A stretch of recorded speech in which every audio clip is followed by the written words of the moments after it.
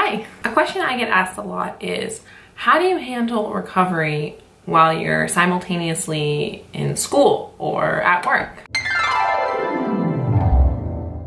It's no secret that once you feed yourself and let yourself rest, it can be overwhelmingly exhausting. The physical and mental symptoms are enough to keep you on your couch for weeks. And if you have the ability to ride out recovery on your couch for weeks, then that's actually the best way to do it.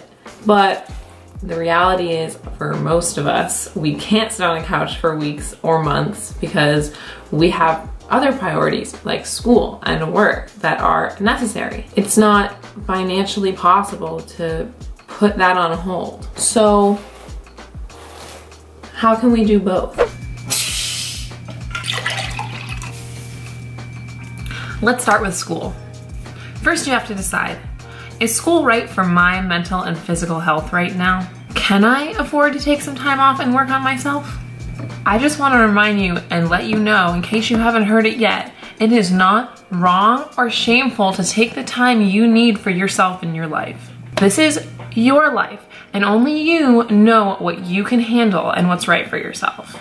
Eating and resting in recovery is a full-time job. Honestly, if you don't feel like you've been hit by a freight train of exhaustion, if you don't feel like you've been hit by a freight train of exhaustion at the beginning of recovery, then chances are you're not doing something right. And this is why taking time off is totally valid and okay. It's something to think about because you may not be able to put as much effort and productivity and energy into your schooling as you would have if you weren't recovering. So taking time off might be best for not only your health, but for your education as well. Has being in school stopped you from fully recovering in the past? Is school triggering for you?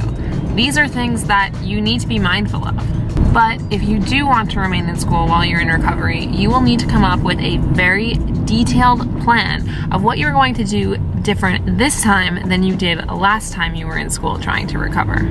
Look, you guys, I got a driver to work this day. Don't vlog and drive, kids. That's right. Don't do what I usually do.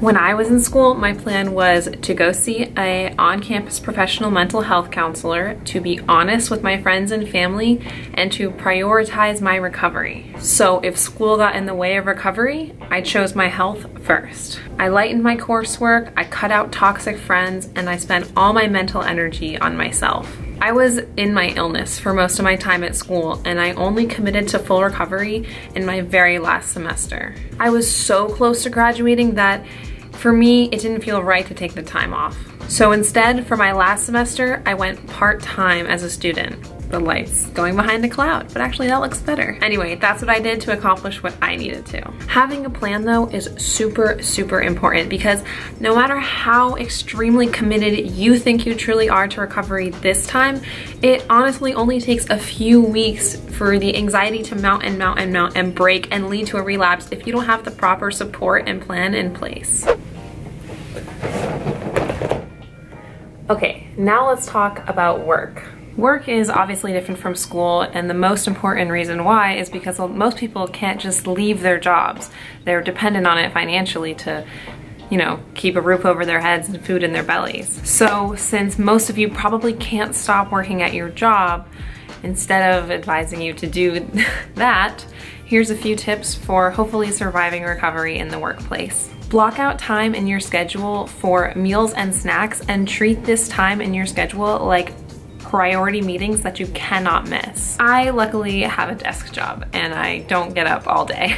But if you have a job where you're on your feet a lot, try seeing if there's a position or role in your company for something that you can sit down a little bit more often or be a little bit more still. Like instead of working the aisles at a grocery store or in retail, see if maybe you can be at the register. Or if you're a waiter or waitress, see if there's like an available hostess job for you, something that requires a little bit less movement. And of course, I feel like I just have to say it might be necessary for you to find a different job if the one that you're currently at is too toxic or triggering or not helping you achieve your recovery goals. But this is not something I can ever, or anyone else can ever decide from you. This is something that you have to decide for yourself, because only you know what is truly good for you. Hello, thank you guys so much for watching my mom's video. Meow. Have you pressed like yet?